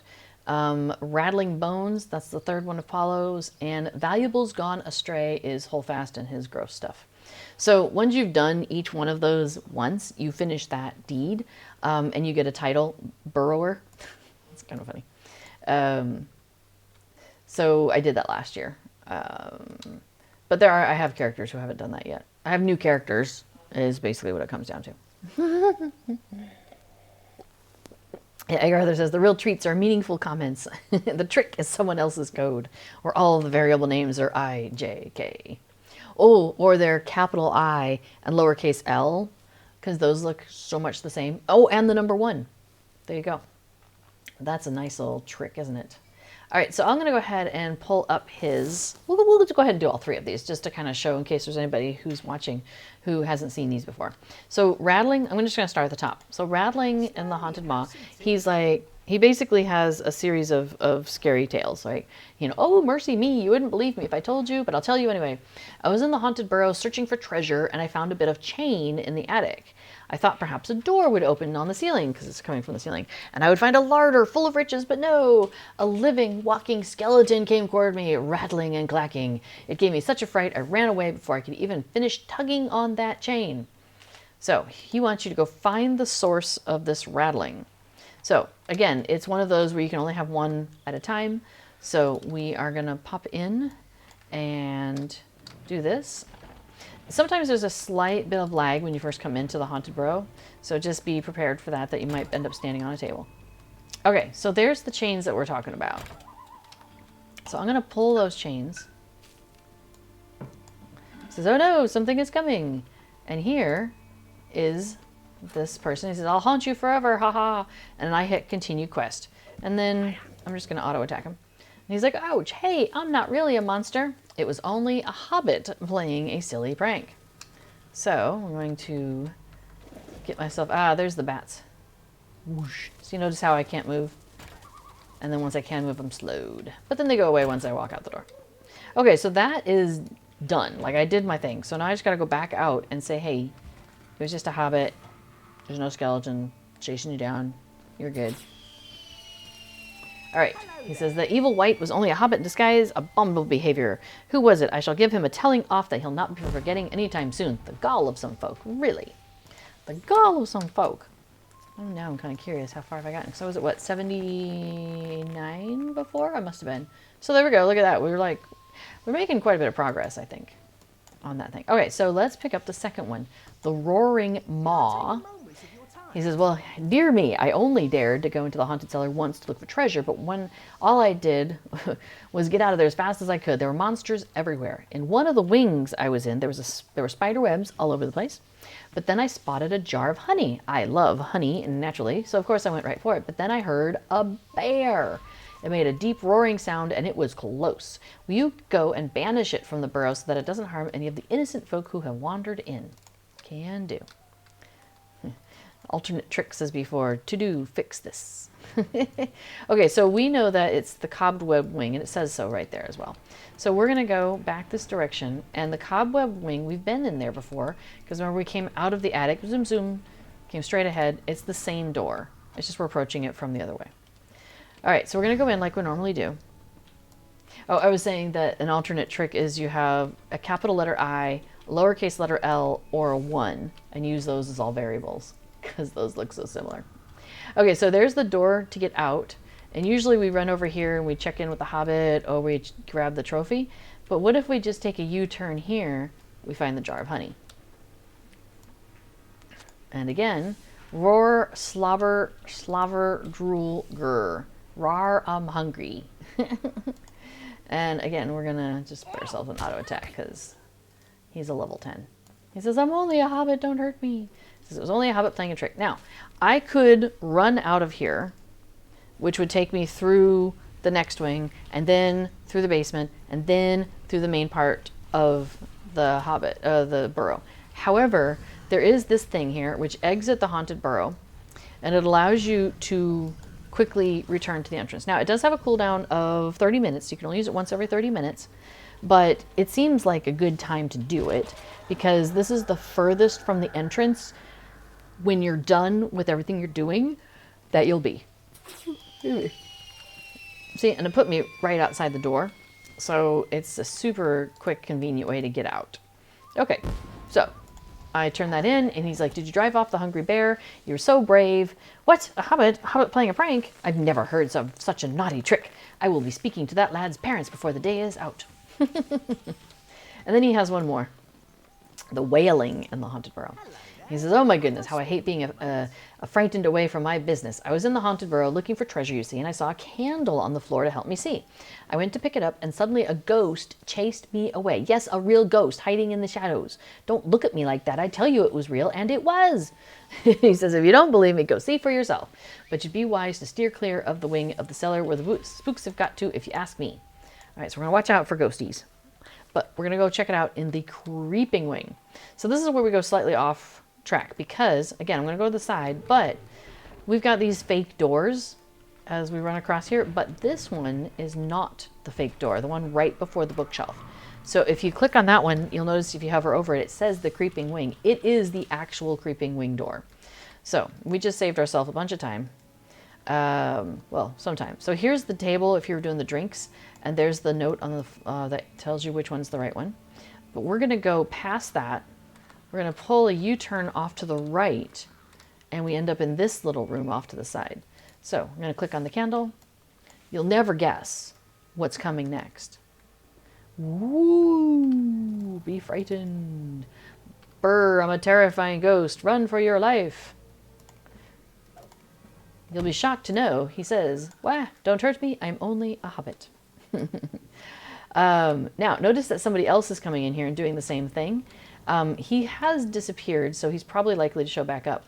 Now, if I was also on the same quest, I could actually, like, steal it from him, in a sense, from that other person. So basically, like, let's say somebody comes in ahead of me, and they've clicked on the candle, and the ghost is coming out, and I'm on that quest.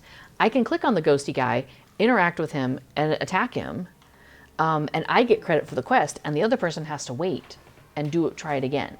So if you find yourself in that situation where you come upon somebody who is coming in to do one of these 3 quests, the polite thing to do is to just wait.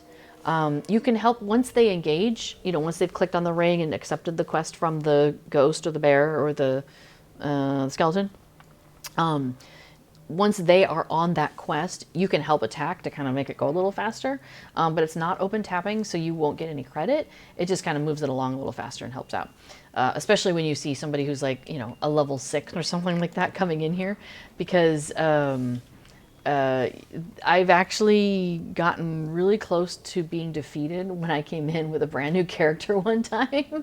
It didn't even occur to me that that could happen, but it did happen. So that was kind of funny.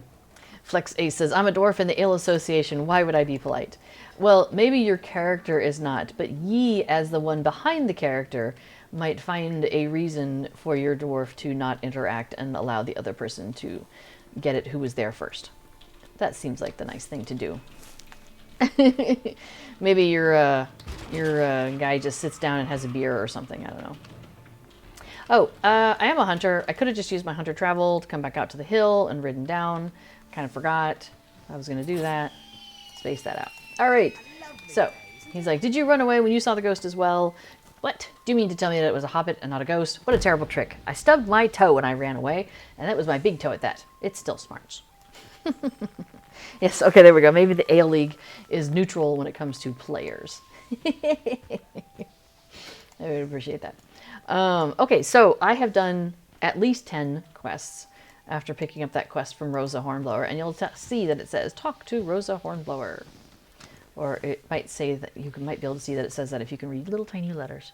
Okay, so I'm going to go and talk to her, and I can get rid of her name. You can see that her ring has gotten very orange and glowy, so it's ready. She's ready to talk to me. So we will say, she's like, Mai, you do love the harvest. I hope you're having a fun time. For your efforts, you should be have a reward.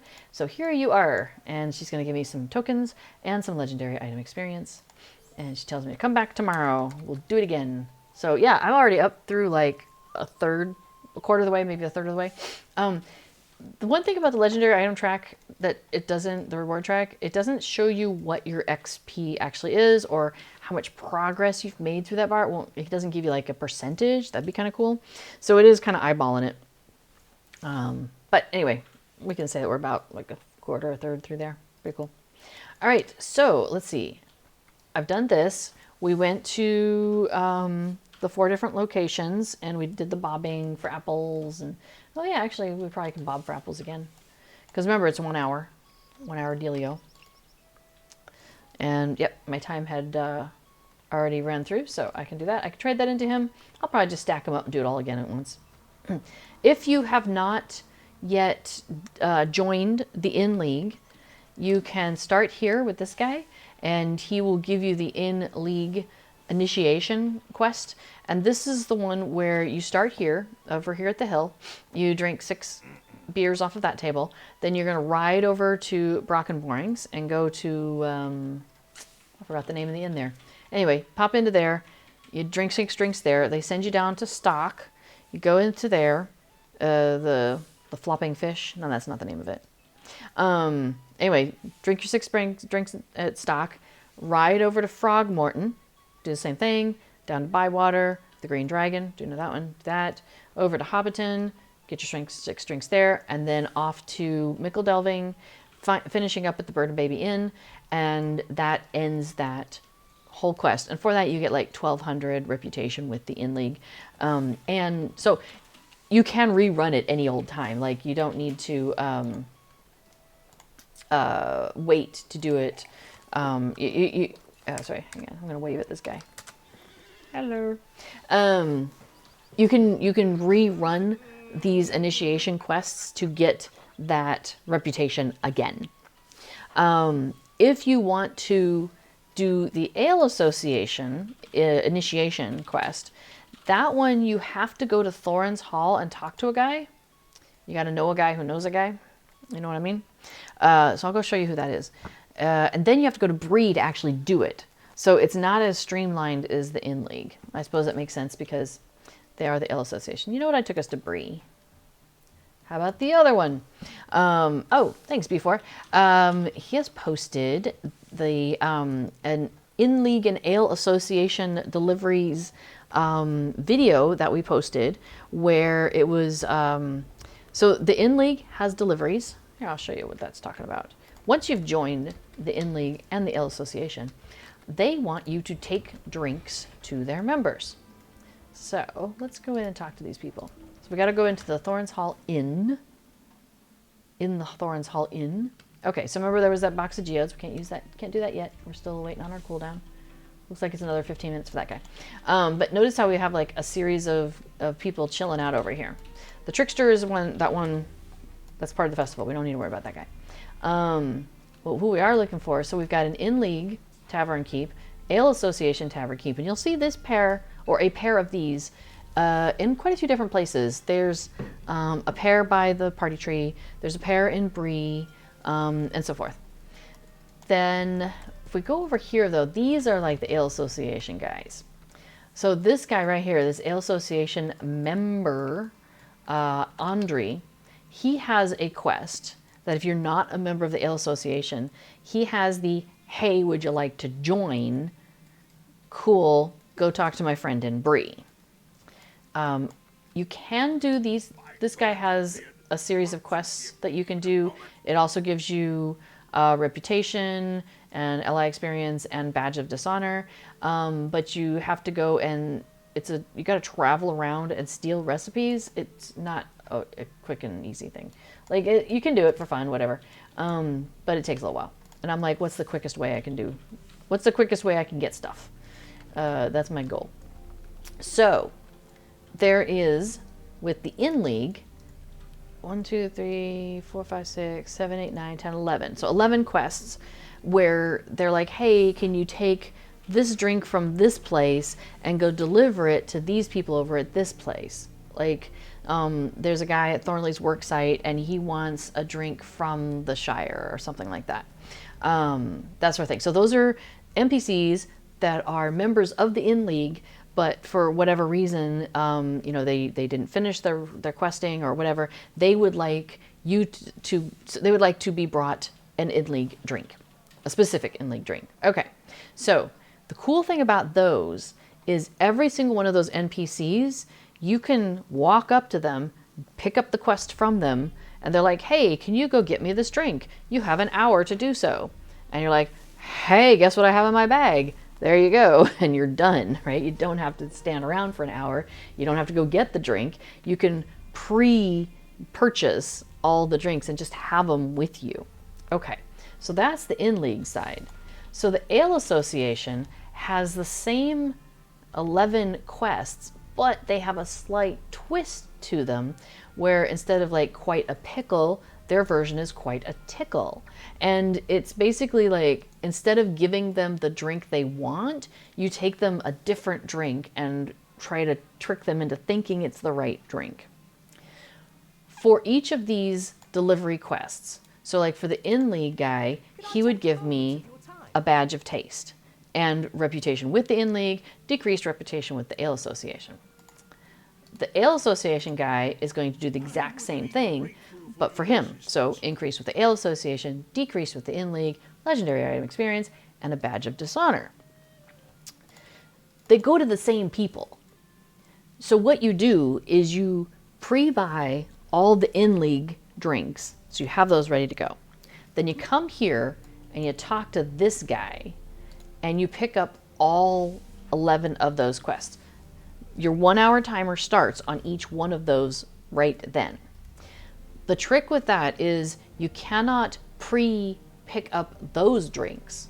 Those you have to actually go to the location where the drink is, and then you can deliver it. So, for example, one of the quests you have to go and talk to, it sets up a quest. So then, like Runolf here at the Tavern Keep will have a ring over his head that corresponds to the quest where you're picking up the fake drink from him that you're going to deliver to the Ale on behalf of the Ale Association. Okay. So what a lot of people do is they will do that. They'll pre-buy the In League drinks. They'll come here, they'll go to the Ale Association guy somewhere in the world, get all 11 of those quests, and then start routine where you pick up drinks, deliver drinks, pick up drinks, deliver drinks. And you show up to, the guy at Thornley's worksite and you're like, here's the bad one. And he's like, well, that's really weird. And you're like, here's the good one. And he's like, oh, that tastes like what I was expecting. That kind of a routine. So the link that Before has posted is where using Hunter Travel, because Hunter Travel is awesome, you can do the combined set of deliveries. So you're doing 22 deliveries in total, 11 from each, in 25 minutes. You're able to just make the loop. So really it comes out to just basically 1 per minute, roughly. There's also, if you don't have any, you don't have a hunter, you don't have a lot of travel skills, like that sort of thing. We posted another video and that took 35 minutes. So like, if you have to walk everywhere, well, not quite, but basically the same thing. Egg Arthur has an updated 28-minute guide. Yeah, so FlexAxe is saying that the In League have a cool cosmetic, the Keg Backpack. Lord Zach Bora is in the Dry Club. Yes, and Real Tef says they're already kin with both. And that's the thing, is you can get to a point where you're kindred with both, which is what I have also done. So let's see, yeah, no. There's a letter combination that lets me to pull up both of them, I thought. Oh well. Anyway, okay, so the In League, I'm currently kindred with them. With the Ale Association, I'm currently 500 short. So what will happen is the next time I do an Ale Association thing, I'll be max with them. I'll be 500 short on Ale in league, and then the next time I do an in league thing, I'll be max with them. I'll be 500 short with Ale Association. So it just keeps going back and forth. The reason why that's important is because there are some things that you can only get at max. Let's see. He's the Ale Association acquaintance. Once you get to acquaintance standing, you can go in to the Ale Association like secret bar, ale hall.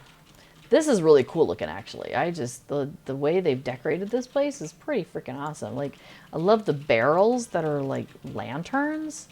How cool is that? So this would be a cool place for a party, actually. Anyway, so here, the Kindred Trader. Oh, because my standing's not currently capped. He has special things. And then you can run around, but there's nothing up here but just like cool stuff and people dancing on tables. And I mean, it is cool. It's a cool space. Let's check that out. Hey, buddy. So the equivalent to this is anyway, so if you just want to do the initiation, you talk to that one guy who didn't have a ring when we were there, the guy who's a member, and he sends you then to his friend in Bree, and then you go and you run the race through Bree, then you're a member of the Ale Association, and then from then on you can just go straight back and run that again. You don't have to talk to that guy again. So once you're a member, you can run either or both initiation quests again to get reputation again if you want, and the Badge of Taste or the Badge of Dishonor. So yes, and that's a good point, actually. B4 does point out that the initiation quests only give reputation with the associated group, and they don't take away reputation from the other group. So if you wanted to be kindred with both, you can, do that, and it doesn't delete any of your rep with the other one. So yes, you can get to kinship with both when you want to stop the back and forth thing. Now I am still enjoying. Oh, okay. It looks like we have, whoa, $100 donation from Tiber. Wow, thank you so much. I mean, yeah, it's still a donation that counted toward, it may not have been to me. I get notified when there's donations even to the overall. So, but I'm still giving you a Hobbit flip for that. So that was very awesome. Thank you for donating to the SSG team, if you're even watching. So they might be watching on a different stream, actually. Okay, anyway, so I am inside the Bird and Baby Inn. And if I run over here to this door, once you have friend standing with the Inn League, you can pop in here. And again, you have people who can trade stuff to you. So Frago Sandheaver, you can trade with him. The Ancient Tome is what gives you the jig dance emote. Now, I cannot purchase anymore, I don't think. Yeah, you already have a trait barring this action, so I cannot get another one. And hey, there is a $20 donation from Pavel Mikula. Sorry if I got your emphasis on the wrong syllables there, but I will absolutely give you a Hobbit flip for that too. Ba-doom, ba-doom. Yay! And make sure, all of you who do donations, that you go to that community loot list at some point, pick out the things you want, and send that survey off to Cord. So make sure you get your goodies, because that is a great way to get, free goodies for doing things to help people out. It's really awesome. So thank you, everybody. Like I say, everybody drops a drop in the bucket, and eventually the bucket gets full. So why do I keep doing like these Ale Association and in-league things and getting their tokens? Why does that even matter? Here's why. Somebody pointed this out to us one day. I think it was Eldilith. And we were just like, what? This is fantastic. So you can spend 2 of those tokens to buy a box of festival tokens. So I'm going to do that. So we'll buy a box of festival tokens. Notice I have 337 tokens at the moment. So I can buy a lot of boxes if I want. Inside this box of festival tokens, it is a selection box. So I can choose to get spring leaves for the spring festival, anniversary tokens for the anniversary festival, which is what I usually go with because I find it really hard to get anniversary tokens. Midsummer tokens, you can do that. I find it really easy to get midsummer tokens because I like doing a whole lot of quests that are there, so I probably wouldn't do that. 10 fall festival tokens that we're in the middle of. The Farmer's Fair token that happened just a little bit ago. Or Yule Festival tokens, you can get 12 of those. So it's really cool because you can choose which of the festival tokens you want.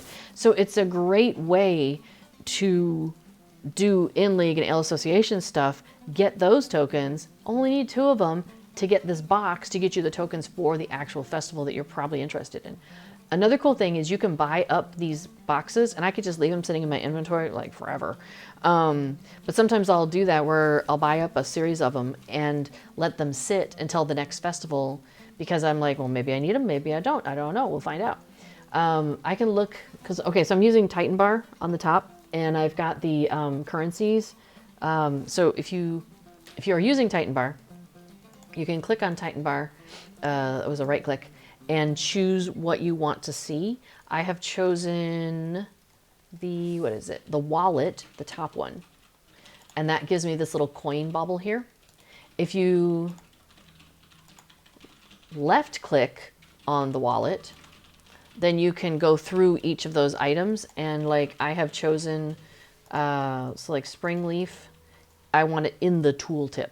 So basically what I've done is I've picked all of the festival tokens, and so I have them. So if I just hover over it, it shows me what tokens I have. So you have to kind of know what these tokens are. It doesn't give you the words, but that's okay. So I can see like I have 158 anniversary tokens. I've got 242 Midsummer Festivals, which is important to know that there is a cap of 250 on those Midsummer Festival tokens, so I probably would not use that. I'm doing pretty good on Farmer's Fair tokens. Spring Leaves I'm a little low on. Yule Festival tokens, I'm doing pretty good. So you know what, I'm just going to go ahead and pop this box and get some Spring Leaves. So I went ahead and did that. And because, this is Crazy Cakes, oops, because I'm wearing the Fateful Toolkit, it gave me a +1. So I am like super double dipping. If you have the Fateful Toolkit, you go do any of those Ale Association or in-league quests, and you get not just 1, but 2 of their tokens. You come to here, turn in those 2 tokens you just got to get a box. In that box, choose the festival tokens I want, and I get +1 of those. Or +2 if it's above 10. So the one where it was 10 or 12, I would have gotten like, 12 and 14. It's crazy. It's already crazy. So let's see, Lord Zach, before replied there, Lord Zach, anytime someone describes wine as dry, I'm like, that's not how liquids work. Indeed. Okay, so, well, gosh, that was about 2 hours already. Do you have a lot of plug-in stuff to work on? Like, would you want extra time? Give me a few minutes. I jumped onto his other alt. Oh, I can show you actually while I'm still here. So we'll give before a few more minutes. He's running festival, so he's not ready to do coding, not just yet. So the in-league barmaid, I believe you have to be full rep with her, full rep with the in-league before she'll let you talk to her. So that is a reason why you would want to be full rep. Or maybe it's just the prized in-league steed. Well, let me just show you. Okay, so the in-league tunic and trousers. Let me try that again. There we go. Looks like that. And it does dye up. Like you have all sorts of colors you can play with there. Let's see. Chest color. So it changes. Looks like the pants and the sleeves and the center of the outfit. So yeah. So that's one of them. Okay. The plain short sleeve tunic and trousers. So we have used that for Hobbit events as like a pair of pajamas. And some people wear it for non-pajamas, and it dyes up really well. Like you can do, oh, oops, so sorry, that's my shoulders. That's impressive. Yes, the shoulder pads don't come with it. Those are my Bjorning shoulder pads that are great cosmetics. Oh my gosh, you want to talk about the shoulder pads real quick. Was it in red? So the red is really nice for those shoulder pads. Totally off topic here. But burgundy, no, it wasn't burgundy. Chrome, so what color was it? There's a red. It wasn't sienna, but the sienna goes really well with that. I thought it was a different red. I'll have to look it up because I did a really nice red. Oh, crimson. That's it. It's the crimson. So check out how deep red the shoulders look when you do them in crimson. And those, like I said, those are the Bjorning starter shoulders. And so I've done those with a couple other pieces that are also dyed red. And it's great look for the, like for around the Christmas time kind of stuff. Anyway, the outfit though was cute. It's cute for like pajamas and stuff. There's an in-league decorative keg. That does not do anything. There's an in-league lamp. Very cute. They're on these tall spindly stands. You've got the cloak of the in-league, which looks like that. So it's like got little patches and stuff. It's funny. There's a prized in-league steed that you can get. And then there's the hooded cloak version of the one. So, but am I missing a vendor person? Because I remember you were talking about how... Who has the backpack you were talking about? Yeah, Lord Zach Burrow says, I don't drink. Yeah, B4 doesn't either. And I rarely do. Yeah, it's kind of... yeah. And it's really funny because, you know, you sometimes fall into like that drinking culture and people are like, hey, we go out for drinks. I'm like, how about we don't? This guy's the taxidermist. And if you get undamaged black bear corpse, instead of taking that, and the same thing for the undamaged brown bear corpse, undamaged frost antler head, or an undamaged white wolf corpse, come here with your badges of taste and you can get the in-league version instead of going to the regular taxidermist. And you can get, so instead of the bear going rawr, you've got the bear with the stein and the pie going rawr. If you go over here, instead of the bear kind of sitting there, you know, contemplating their life, you get the bear contemplating their life, but wearing a bounder's hat. So there you go. Or maybe that's the sheriff's hat because it's got an S on it. I thought the sheriff's had two feathers though. Anyway, let's say there's two. Oh yeah, three. You can get the antler guy, but antler guy with the pipe. And then, oh yeah, here's the other one, the wolf. But instead of the wolf going "ow," it's the wolf going "agoo," because he's drinking out of the stein. So, so those are some funny options you can get as well. So hey, Flex Axe, where's the cool cosmetic, the keg backpack you're talking about? Oh, was it Ale Association? Maybe not in league. You said in league, but I wonder if you intended to say Ale Association. I'm not seeing it here. Let me double check. Browse shop, she just has drinks. Day, isn't it? Thanks, but no thanks. Hello there. Yeah, and it's not there. It must be the Ale Association. Well, here, we can pop over to Brie. And I will show ya the initiation thing. So that way you can at least follow that if you haven't done it before and it's something you want to do. Oh, I should have just gone to Lalia's Market. Oh well, no big. I have the travel to Lalia's Market skill. It costs 3 mithril coins, by the way. So if you don't have that and you have the ability to get 3 mithril coins, I would say do that. It is a really handy skill to have. And there's no minimum level. Like you can buy that straight off. As soon as you can get yourself to Lalia's Market, you can go buy it. So it's super handy. I love having that skill. And like 5 mithril coins will cost you like 50 LOTRO points, I think. So you can get that very easily early on. Okay, so here we are at the Prancing Pony. Oh, I was mentioning earlier there's a free Bree Land Festival Grounds pony here by Prancing Pony. It's right there. Okay.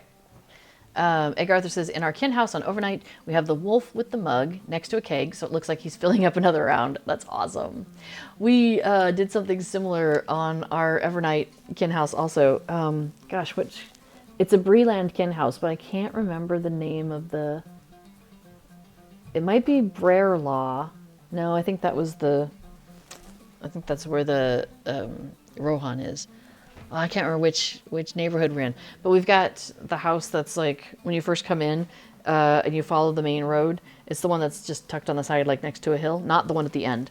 Anyway, so we've done the same thing where we've got like a whole bunch of kegs, and I stacked kegs on top of kegs and stuff, and then we've got like the bears looking like they're drinking, and it looks like the bears are having a huge party, which in itself is kind of a humor because it's the kinship originally came from Bombadil, and the kin name was Bear, and so everything we did in our kin house was very bear oriented for quite a while. Okay, so I'm going to run the Ale Association Babadoodle. Okay, so he's ready for me now because I've talked to the guy before, right? So he's like, hey, the challenge is about to begin. Are you ready? And you say yes. And he's like, are you sure? You're like, yeah, really, I'm fine. Let's do this thing. So, all right, 1, 2, 3, 4, 5, 6. There is information on the wiki about which drinks are faster and which drinks are slower at each of these locations. You can absolutely go and use that. There's times when I'll drink one and I'm like, well, that's annoying. And I'll, be like, okay, don't drink the ruddy nose right now or whatever. But I have been following before around, and he has a habit of just like basically control, shift, shift, pick the next item, use, pick the next item, use, pick the next item, use. Okay, so now I gotta talk to this guy, and I finish, and he sends me off to the Combe Gate. So I'll show you where that is. These are timed, and you do kind of run into a close shave on some of them if you're not careful. So I will be a little less blasé than I was running around the Borough. Not quite so bad, but yeah. Egg Arthur says, I just do select, use, and I've never failed unless I'm distracted somehow. Yeah, that's fair. So already I'm getting kind of some of that waving back and forth stuff. Okay, so here's our guy. That's what we're looking for. This guy over here. And he's like, hey, you ready? I'm like, yes, I'm ready. Just give me the bears. So 1, 2, 3, 4, 5, 6. I just hold down the shift button and then do select, use, select, use, select, use. As long as I'm reasonably centered at the table, it's not a problem. I sometimes do that and it tries to run me around and then it cancels, of course, what you're doing. That's a bummer. All right, so once I get to my last one, his ring will pop up. While I'm accepting and finishing his quest, I'm going to mount up because he's going to send me off to Combe or Staddle. All right, Staddle is your next stop. So I've accepted his quest. He's sending me to Staddle. We can kind of cut through this farmer's stuff. I'm sure he minds. I was saying sure he doesn't mind, but I'm sure he does mind. So we just kind of go around. Zoop, zoop, zoop. And he's over here past the oven. So I just sneak around through the oven. And there's our Ale Association guy. So 1, 2, 3, 4, 5, 6. And we just stand still. So now we're out here, right? We're out here in, out here in Staddle. Bump-a-bump. And he's going to send us back into Bree. But there's a gate nearby, so it's pretty easy. That's 4, 5, last one. We have a minute, we have 58 seconds. 56. So, mounting up, doing the quest, finish now, in we go. So the cool thing is, you can just take this road here, you might just turn around, take the road, go past Constable Tanglebush, and go straight in. And also we've got the arrow pointing us in that direction. In fact, we'll go ahead and remove this off of here just in case it wants to get in the way. Okay, so we're coming down this hill, but we just really want to go straight through. Hey, Casper. So the mayor's office is over there. The brokers for housing office is over there. Hey, there's a little gnat right on my face. Okay, we're cutting across here. Keep going straight along. And we're going into this little pergola area over here. Jasmine's garden. I don't know who Jasmine is, but we're in her garden. All right, 1, 2, 3, 4, 5, 6. Oops, too far away. I can't do that while moving. Interrupted. I'll have to start that over again. I know, right? Let's sigh. 3, 4, 5, 6. There we go. That should be good. So this isn't the last one, though. We've got one more after this. So we're at 1:20. One more.